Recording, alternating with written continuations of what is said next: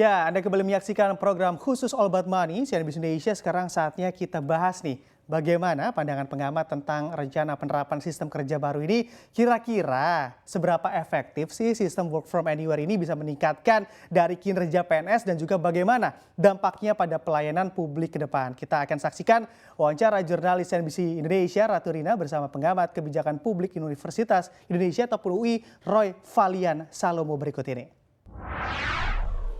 Ya, rencana pemerintah untuk menerapkan sistem kerja work from anywhere atau kerja dari mana saja bukan tanpa tantangan.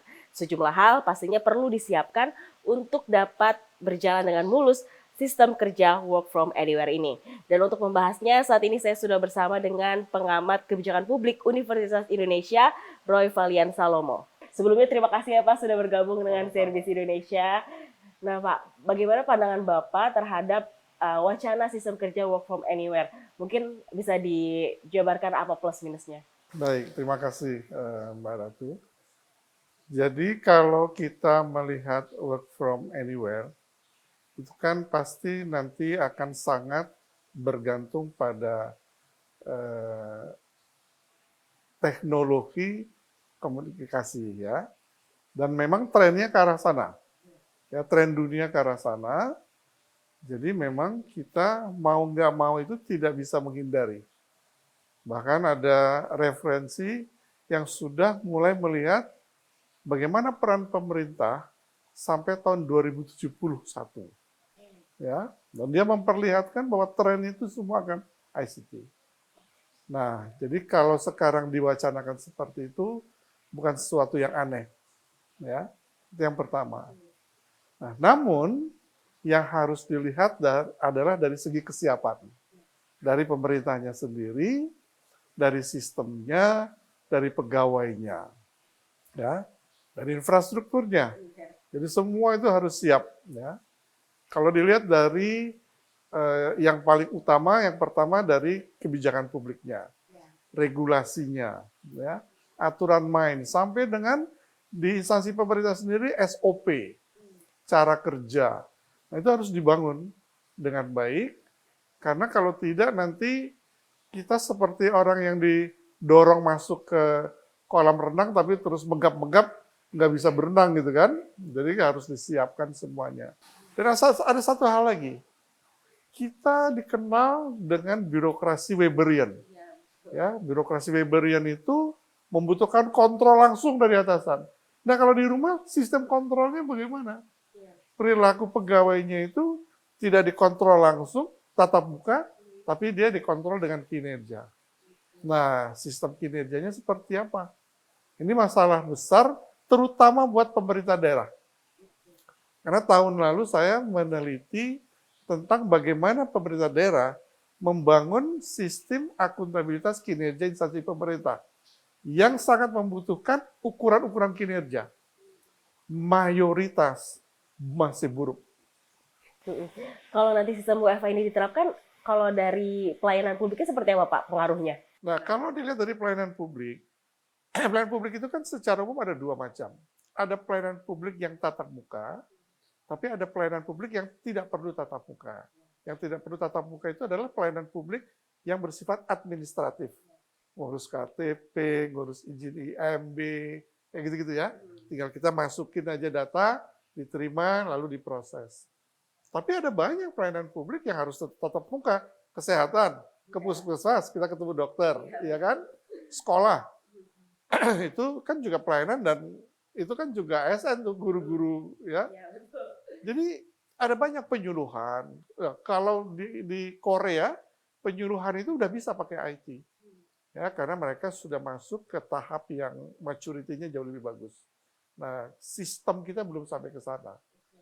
Kalau ngomongin tadi kan Bapak bahas sedikit mengenai infrastrukturnya gitu ya Pak. Kalau sejauh ini di Indonesia sendiri, kalau Pak Roy sendiri melihat kesiapan infrastrukturnya sudah seperti apa Pak? Karena kan kemarin sempat ada semacam, bukan pilot project sih, tapi kemarin karena ada pandemi, sudah sedikit-sedikit lah diterapkan WFH gitu ya Pak, dan berjalan. Jadi kalau dari infrastruktur itu, saya pikir ada dua macam yang harus kita perhatikan. Infrastruktur dalam arti barangnya, perangkatnya, itu belum memadai. Dan yang kedua, dari segi sistemnya. Sekarang problem yang paling besar dari e-government di Indonesia adalah sangat buruk pada tingkat connected-nya. Ya. Jadi keterhubungan antara satu unit dengan unit lain, antara satu kementerian dan kementerian lain, itu nggak bagus. Nah, jadi kalau kita sudah mulai masuk nanti ke ICT, itu harus dipikirkan. Belum lagi kita harus juga mempunyai keterhubungan yang baik dengan masyarakat. Dari sisi anggaran sendiri seperti apa Pak dengan sistem Nah, kalau WFA dari ini? sisi anggaran pemerintah, kita harus hati-hati juga nih dalam menanggapinya. Karena begini, di tahun-tahun awal kita menerapkan, pemerintah kan harus menyediakan infrastruktur yang cukup bagus. Ya, dan itu cost kan, naik dia. Nah, mungkin di kurun waktu panjang, dia bisa mulai menurun. Tapi saya nggak yakin penurunannya signifikan. Pak, memang mungkin ada pengurangan gitu ya Pak dari biaya operasional karena pengurangan jumlah orang di kantor. Tapi nanti ada potensi ini nggak sih Pak untuk kebutuhan seperti insentif lain-lain itu ada potensi malah naik nggak sih Pak atau bisa berkurang juga?